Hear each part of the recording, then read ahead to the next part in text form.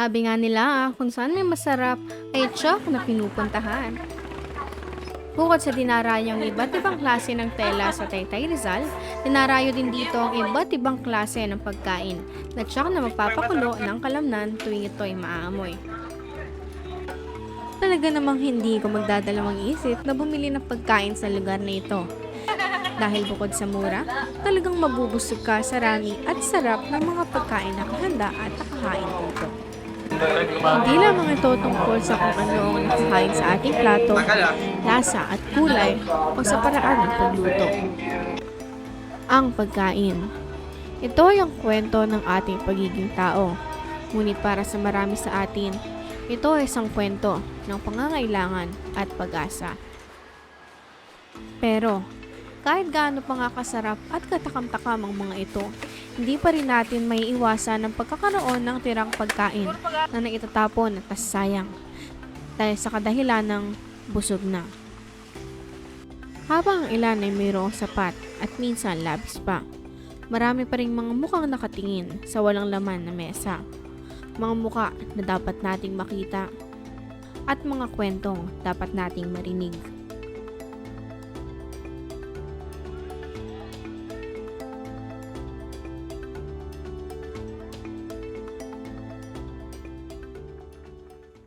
Milyong-milyong Pilipino ang nagugutom.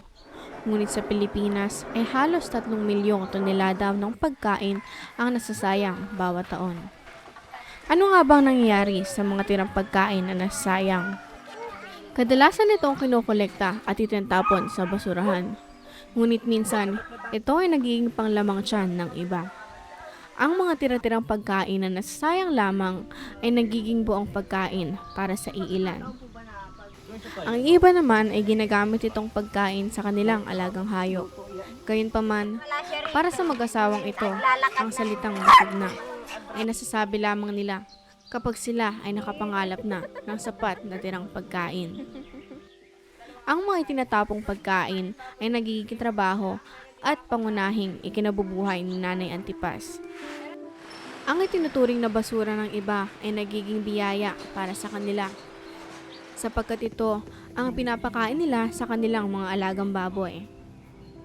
Para sa marami, ito ay simpleng tira o sayang lamang. Ngunit para kina Nanay Antipas, ito ay isang biyaya at pag-asa. Ang mga natitirang pagkain ang bumubuhay sa kanilang mga alagang baboy, mga hayop na nagsisilbing puhunan upang makaraos sa araw-araw na buhay. Sa kabilang dulo ng hapagkainan, ang itinatapon ng iba ay nagiging pagkakataon naman ng iba upang mabuhay.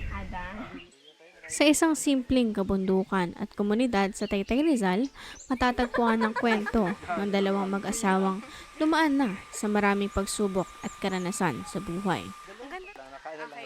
Ito ay sina Nanay Antipas at Tatay Rudy Domingo. Isang mag-asawa na matagal nang nagsasama at patuloy na nagtutulungan upang maitaguyod ang kanilang pamilya. Ang mag-asawa na ito ay pinagtibay na ng panahon dahil sa mga pinagdaanan nila. Isa na rito ay ang pagkakaroon ng maraming trabaho. Sa dami ng kanilang trabaho noon, tila kulang ang mga daliri upang isa-isahin ang mga ginawa nila sa araw-araw.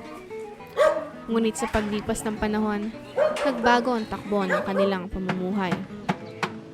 At sa ngayon, iisa na lamang ang kanilang pinagkakabalahan. At ito ay ang pag-aalaga ng baboy at pangolekta ng tirang pagkain na kung tawagin nila ay kaning baboy. Tuwing Lunes at Biyernes, bumababa ang mag-asawa sa bundok upang mangolekta ng tirang pagkain na maaari nilang pakain sa kanilang mga alaga. Noon, araw-araw nila itong ginagawa. Ngunit ngayon ay halos 2 beses na lamang nila itong ginagawa sa isang linggo dahil sa karamdaman ni Tatay Rudy. Huling alaga namin huminto muna kasi lagi siya may sakit. Si tatay po? Ano pa sakit tatay? Sa baba. Ito lang January, bumalik uli yung ubo niya, kalagnat. Sabi ng doktor, nag-teklat na raw yung Magang baga niya kasi pina-x-ray siya uli. Kaya, konting ingat na lang sa akin. Opo. Kaya hindi na namin sa pinagbubuhat. Ako na lang na naghahakot ng kanin. Pag wala akong makatulong, ako lang ako. Pero kung may makakatulong ko, yung apo ko dyan na isa, tinutulungan naman ako. Yung dalawang apo ko tinutulungan. Buti may tungkol. Pagsapit ng 9:00 ng umaga, abala na sina Tatay Rudy at Nanay Antipas sa paghahanda para sa hanap buhay na nangangailangan ng tiyaga. Isa-isang itinali ni Tatay Rudy at Nanay Antipas ang mga lumang balde sa kanilang pedicab. Ang kanilang pedicab na nagsisilbing kasama nila sa araw-araw ng pangongolekta. Nagsimula ng maglakad sina Nanay Antipas at Tatay Rudy mula sa kanilang tirahan paikot sa kanilang komunidad hanggang Cherryville Subdivision. Tinahak nila ang dahan mahigit 1.5 oras. Nang sila'y makarating sa Cherryville, agad silang tumungo sa isang maliit na eskinita. Isang lugar na matagal na nilang dinarayo at kung saan kilala na rin sila ng mga residente. Dito, hindi na sila isang estranghero. Isa na rin silang kaibigan. Isa-isa nilang nilalapitan ng mga bahay, mahinahong kumakatok at may pag-asa na mabigyan ng tirang pagkain. May mga pagkakataon ng ibang residente ay nagbibigay rin ng kaunting pera o kaya'y pagkain. Isang biyayang napakalaki na para kina Nanay Paz at Tatay Rudy. Matapos ang mahabang oras ng paglalakad at pangongolekta, uuwi na sila na dala ang balde. Ngunit hindi pa dito natatapos ang kanilang gawain. Sisimulan naman nila ang proseso ng paglilinis. Isa-isa nilang hinuhugasan ng mga kinokolekta nilang kaning baboy sa bawat balde. Pagkatapos nito, nilalagay nila ang mga ito sa isang malaking kaldero para pakuluan at pagkatapos naman ay kanilang ihahain na sa kanilang alagang baboy. Ang 63 taong gulang na si Nanay Antipas at ang 64 na taong gulang na si Tatay Rudy ay hindi nakapagtapos ng pag-aaral dahil sa hirap ng buhay. Ika-4 na baitang lang ang natapos ni Nanay Antipas at ika-2 baitang naman ang natapos ni Tatay Rudy. Sila ay mayroong 8 anak, ngunit sa kasamaang palad, ang 2 sa 8 ay pumanaw na. At sa kabilang banda, para magkaroon ng pagkain ng mga baboy na siyang pinagkukuhaan nila ng pangkabuhayan, nagsimula ang mag-asawa na mangolekta ng tira-tirang pagkain sa bahay-bahay. At kung papalarin man silang bigyan ng pagkain na pantawid gutom sa buong araw, ay masaya na rin sila. Malaking tulong na ito para sa kanilang mag-asawa. Isa sa mga hamon na kanilang dinaranas ay ang kakulangan ng pera. Ito ang naging isa sa mga dahilan kung bakit sila ay patuloy na nagsisikap sa kanilang trabaho. Ngunit sa likod ng kanilang hirap at pagod, hindi sila sumusuko. Para sa kanila, ang kanilang mga anak at apo ang nagsisilbing inspirasyon at lakas upang magpatuloy sa araw-araw na pakikipaglaban sa buhay. Sa bawat akbang na kanilang tinatahak, dala nila ang pag-asang mabigyan ng maayos na buhay ang kanilang pamilya. Ang mag-asawa ay hindi naghahangad ng malaking bagay. Nais lamang nila na mamuhay ng mapayapa at may katiyakan na sila ay may naihahain sa kanilang hapagkainan.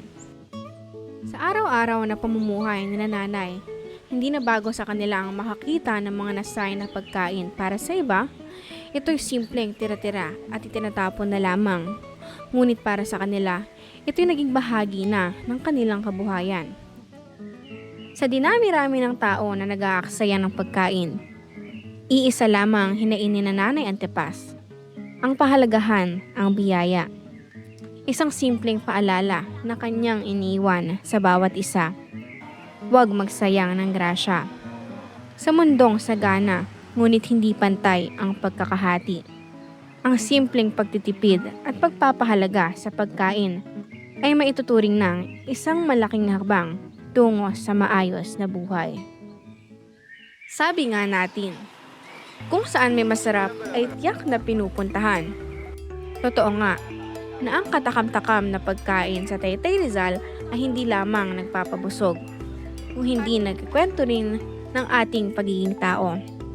Dito natin masasaksihan na ang kwento ng mag-asawang Jolingo na nagpaparating na ang pagkain ay maaari ring maging tahanan, saya at pag-asa para sa marami. Ngunit sa kabilang banda, habang tayo ay nasisiyahan sa labis na handa, hindi natin dapat kinakalimutan na habang ang iilan ay nagtatapon ng sobra, marami pa rin ang mga mesa na walang laman at mga sikmura na hanggang ngayon ay nagugutom. Sabi nga ni Nanay Antipas, kung magsasaing, magsaing lamang ng sapat upang ating maiwasan ang mga pagkain na sasayang. Kaya ang bawat piraso ng pagkain na hinihahain ay hindi lamang bunga ng sipag ng mga nagluluto. Ito isang regalo na dapat nating pahalagahan. Sa kabila ng sakit, hirap at karamdaman, patuloy pa rin silang lumalaban sa hirap ng buhay. Sa kanilang araw-araw ng pagsisikap, mula sa pangungulekta ng kaning baboy hanggang sa pag-aalaga ng mga hayop, ipinapakita nila na ang tunay na yaman ay hindi nasusukat sa laki ng kanilang kinikita, kung hindi sa sipag, tiyaga at pagmamahal sa kanilang pamilya. Ang kanilang kwento ay isa sa mga patunay na may dignidad, kabutihan at pag-asa sa bawat marangal na kabuhayan. Ang mga patapon na pagkain ay may ituturing na swerte at biyaya sa mga kagaya nila Nanay Antipas at Tatay Rudy na nagtatawid sa kanila para magkaroon ng magaan na pangkabuhayan. Ayon kay Nanay Antipas, kailangan ay matuto tayong imulat ang ating mga mata, magpasalamat at maging responsable sa kung paano natin papahalagahan ang pagkain dahil sa bawat tirang ating binabaliwala. Maring ayun na ang tanging pag-asa para sa iba.